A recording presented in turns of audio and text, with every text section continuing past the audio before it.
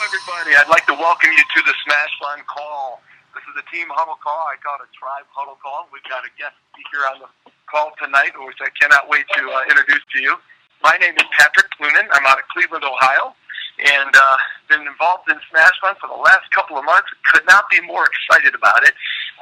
It came at a really rough time, quite honestly, but it came at the exact time I needed. In fact, I'm a landscape architect, so it came during my busy season.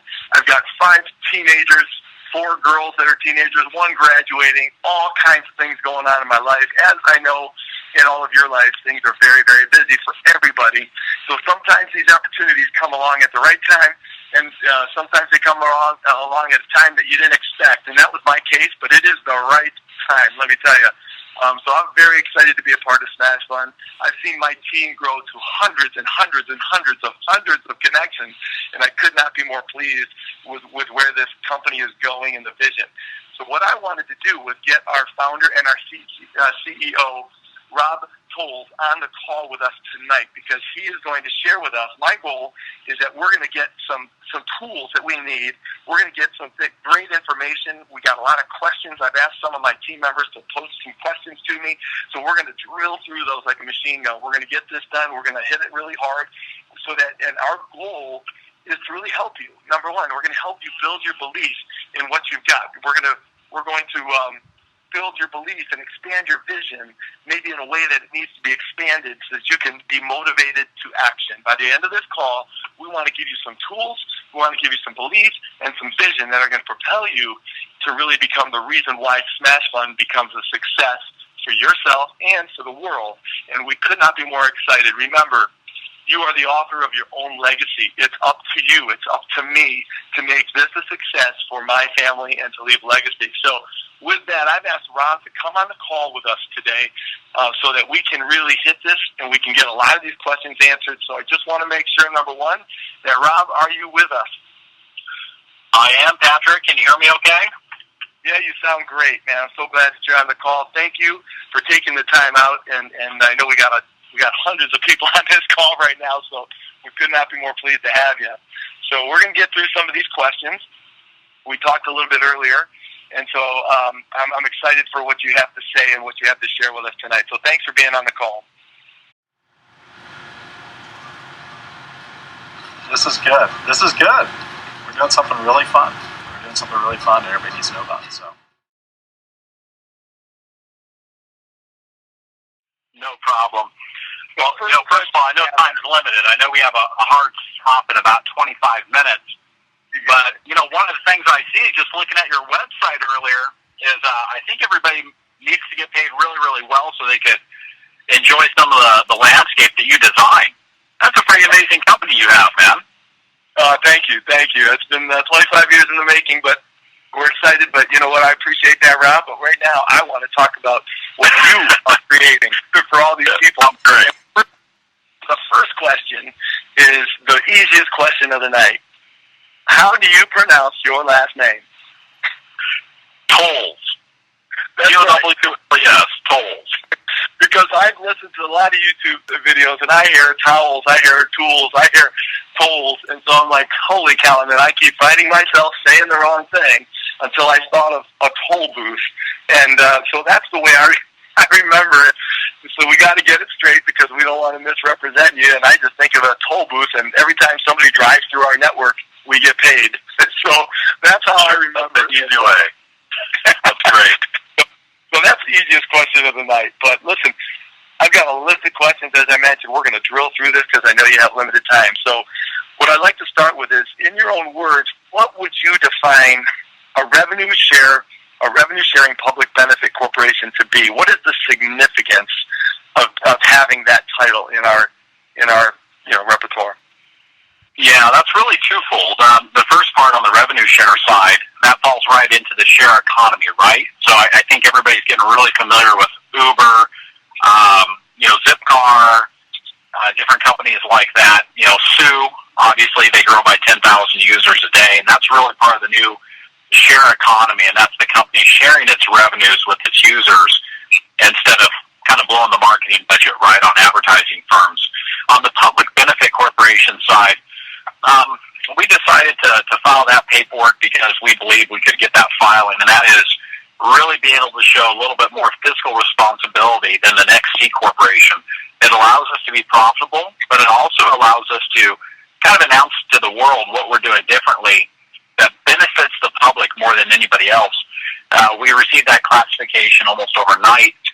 Obviously, when you're sharing up to 80% of your revenues with your users in hopes to help them fund what their passions are, that's kind of a slam dunk, right? So that is something pretty cool to have on our website.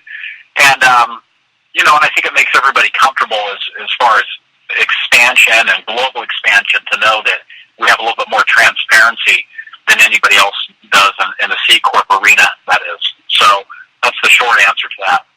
No, that's great, and I know it is very significant, so that's something that we need to just have part of our vocabulary as we're sharing this with people, so thank you for that. One of the other things is it's really being said out there that Smashfund is becoming a disruptive model in crowdfunding. Can you describe what makes Smashfund so disruptive? Absolutely. We are the only crowdfunding company. Out of about 1,200 crowdfunding companies around the world, we are the only crowdfunding company sharing its revenues with our users.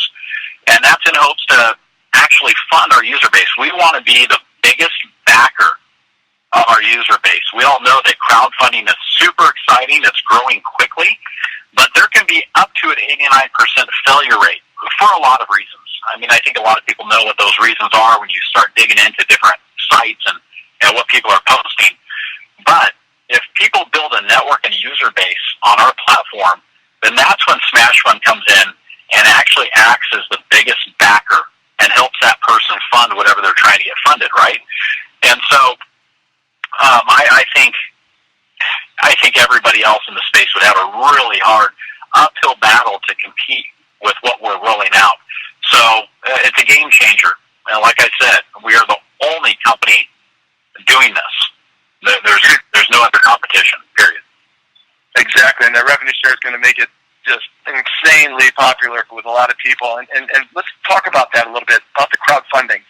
Can you tell us about the equity-based crowdfunding? That's something that we're all beginning to really start to educate ourselves on, and that's becoming more and more popular out there. And I know that you spoke with Ruth Hedges and talking about maybe even you speaking at one of the national conventions for crowdfunding. But can you just talk a little bit about the equity-based and what's coming in Vegas? Yeah, absolutely. So first and foremost, we haven't even announced this to the company yet, right? So the entire user base hasn't heard this announcement. Kind of fun to be able to share on this phone call to a certain extent. But obviously, the equity base, which is also regulation-based crowdfunding, is absolutely exploding. It's what's going to take crowdfunding into the trillion-dollar industry by 2020, between 2020 and 2025. It actually allows everybody to go out in the public and get funding for giving away equity in maybe their business or idea or whatever they're trying to fund based in maybe even the invention space, right, or the technological development space, whatever it is. They will be able to come to our platform, raise funds, but give equity away in that business that they're trying to start without going the traditional routes of a VC or a PE, right? And let me just tell you how exciting that is as an entrepreneur. We've all had these great ideas. We've all been willing to give away equity in our companies, but you have to go through the different hoops, right, to find the right VCs, find the right PEs, and it's one at a time. So we're going to be the platform that allows all these creative people to get these ideas up with literally thousands of investors, hundreds of VCs looking at these deals and being able to invest. So obviously that's not where we're starting, right? We're starting on the donation side, but when we roll out the equity component, it's huge. It allows not just our users to post their deal, but it allows our users to be part of that deal that they brought to the table.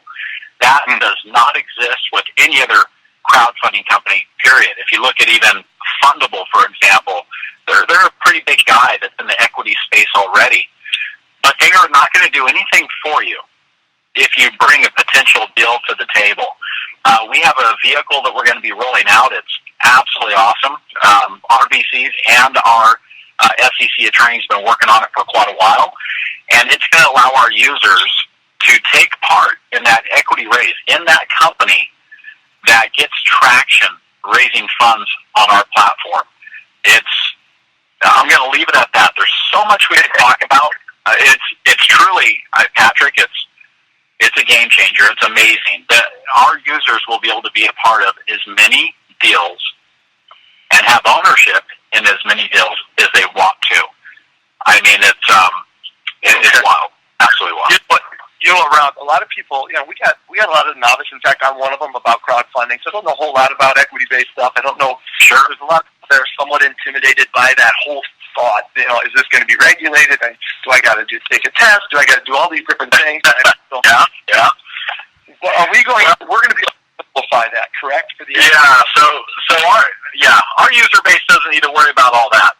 That's why we bring all the staff and all the attorneys with all the right licensing to make it happen. So we do all the heavy lifting.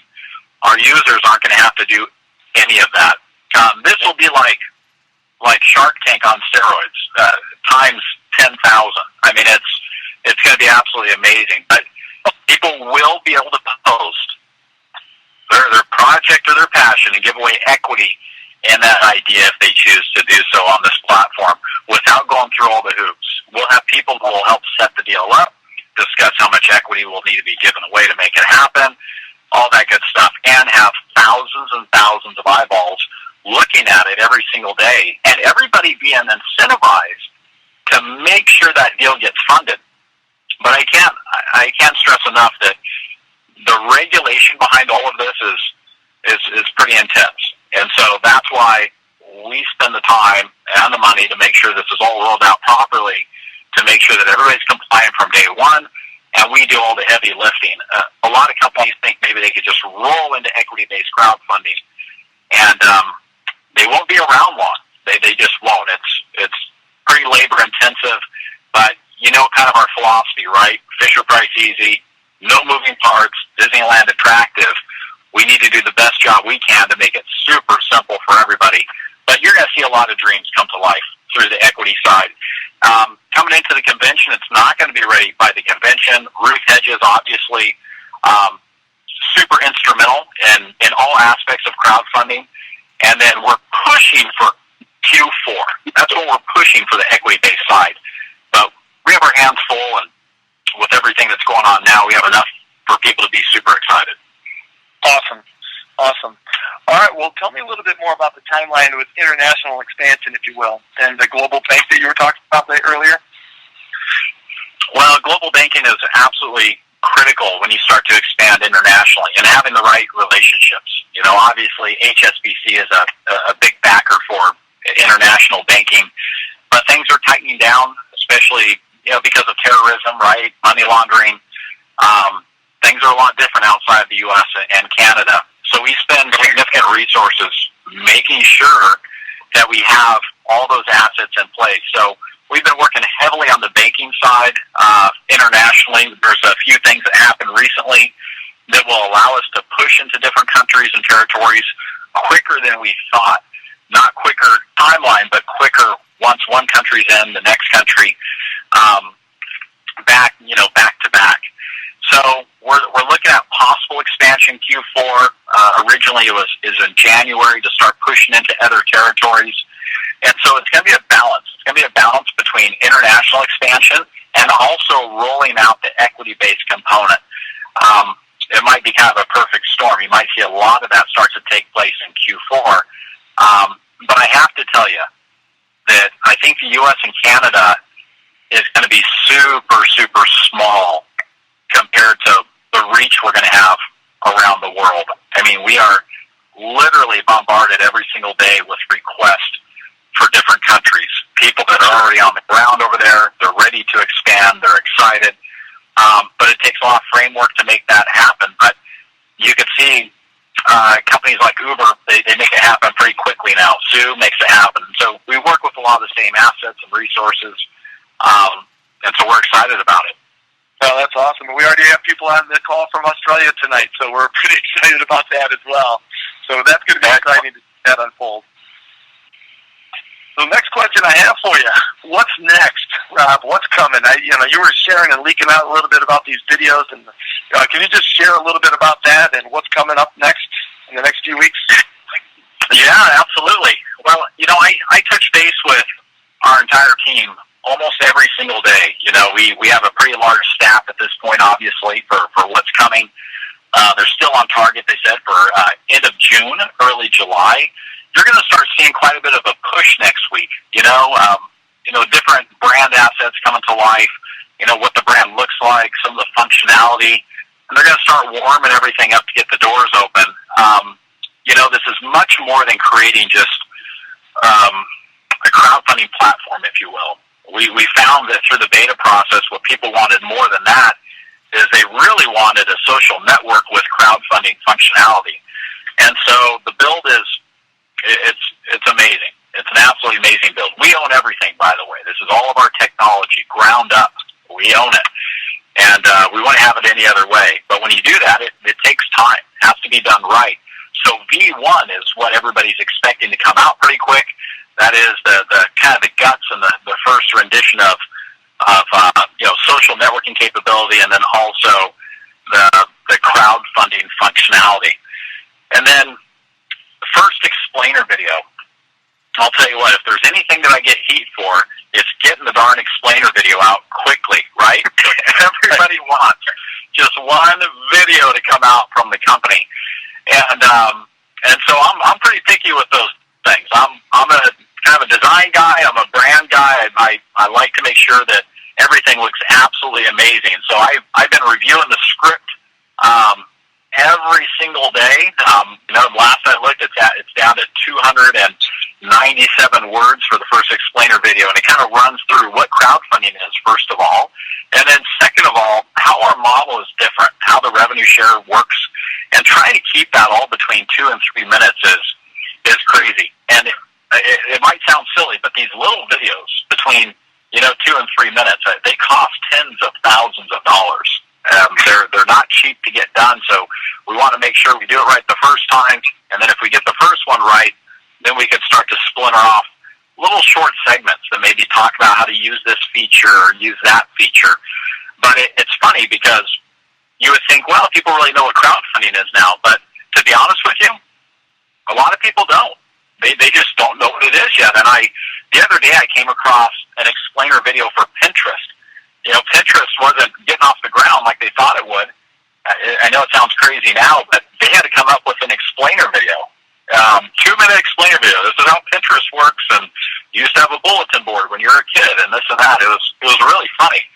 But we want to do a good job on making sure that first video is amazing. I mean, we use illustrators from Disney. I mean, it's going to be pretty cool and fun. It's important for it to be really fun.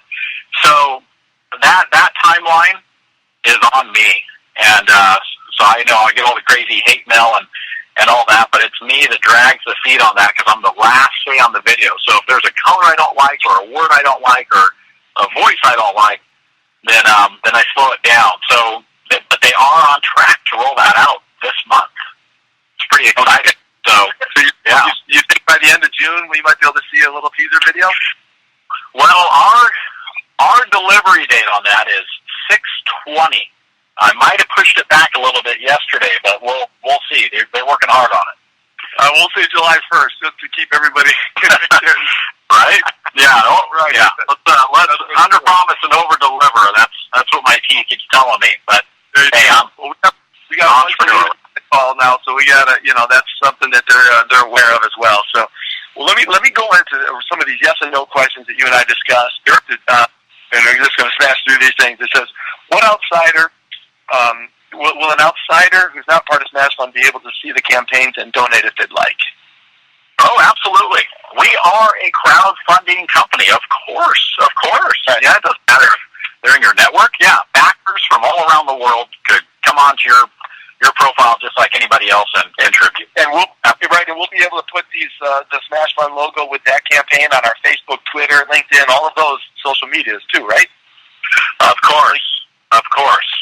Yeah. Can you give us a lot of? We're going to be delivering all of those assets to everybody.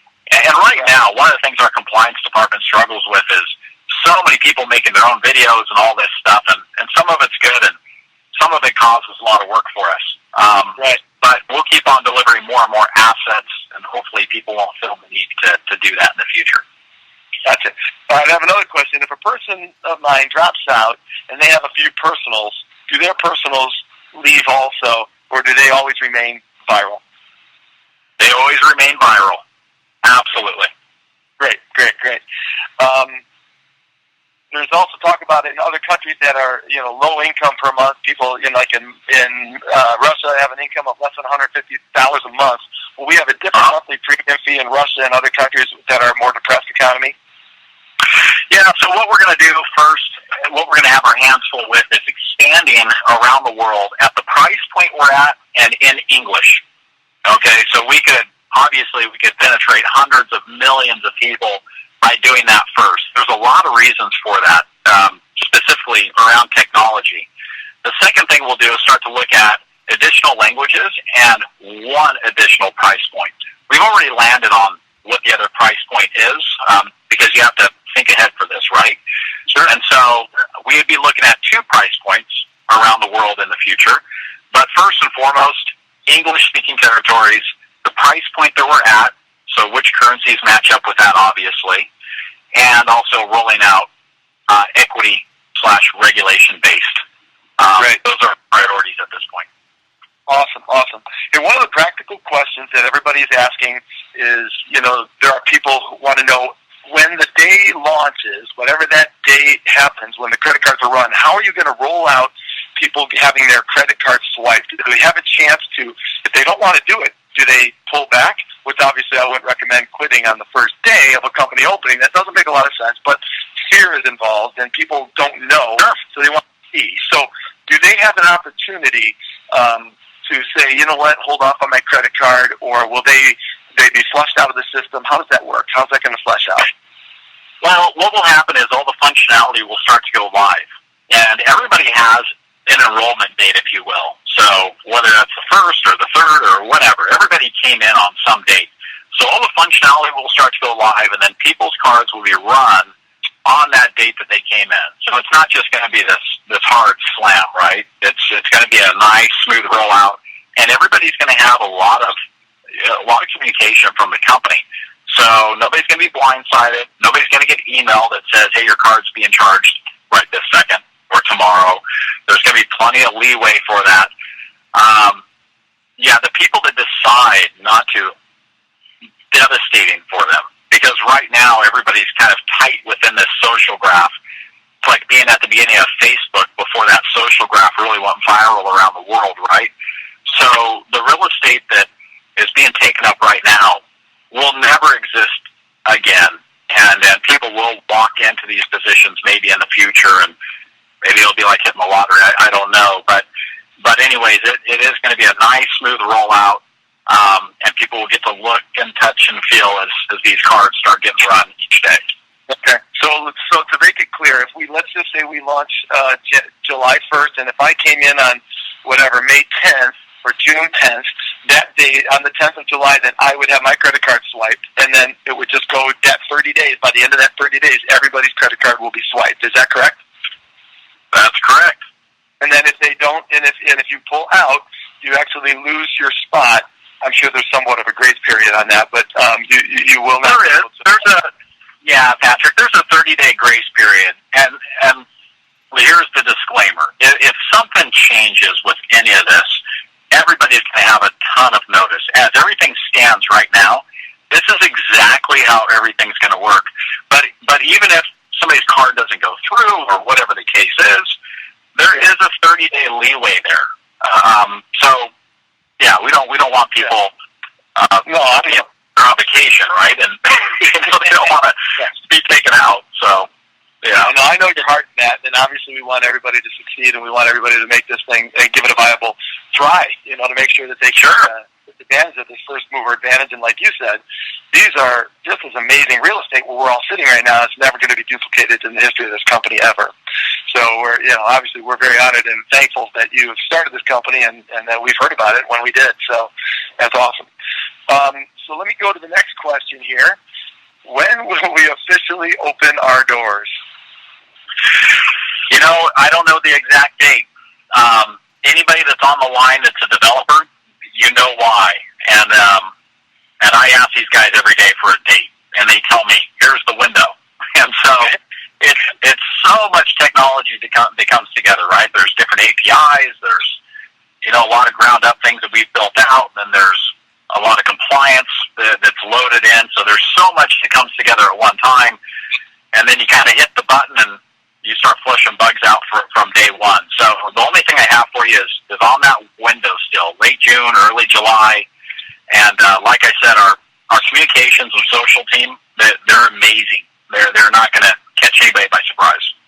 And I've heard that the website's going to look pretty amazing. Can you give us any insight on what that's going to look like, or what the what the social media is going to look like? Yeah, very clean, very symmetrical. It does have somewhat of a Facebook feel.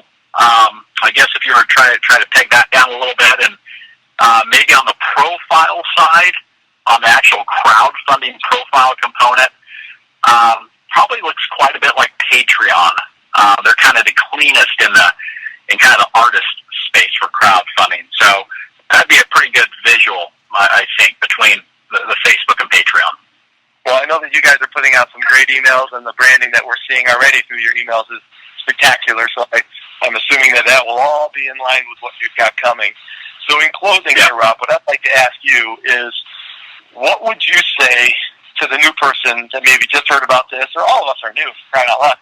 I mean, what would you say as a call to action over these next 4 to 6 weeks before we launch? This is really a magic moment that we'll never, ever have again. Some people are sitting down waiting, but other people aren't. They're ready to go now. And what would you say to those people that we should be doing in this with our activity over the next 4 to 6 weeks? Well, I would say for the person that might be on the fence a little bit, let them stay on the fence. You do not want to convince or push or, make somebody uncomfortable that they're going to lose the opportunity. And because we're not that kind of company. We will have millions of people on this platform, regardless. We just will. If somebody thinks that they're a super big influencer, either they're going to come on and bring everybody, or somebody else will get to older people before them. It's just the way it works. But I have to say, being an investor and investing in so many companies over the years, my best investments were when nobody else saw it. It didn't quite get the vision.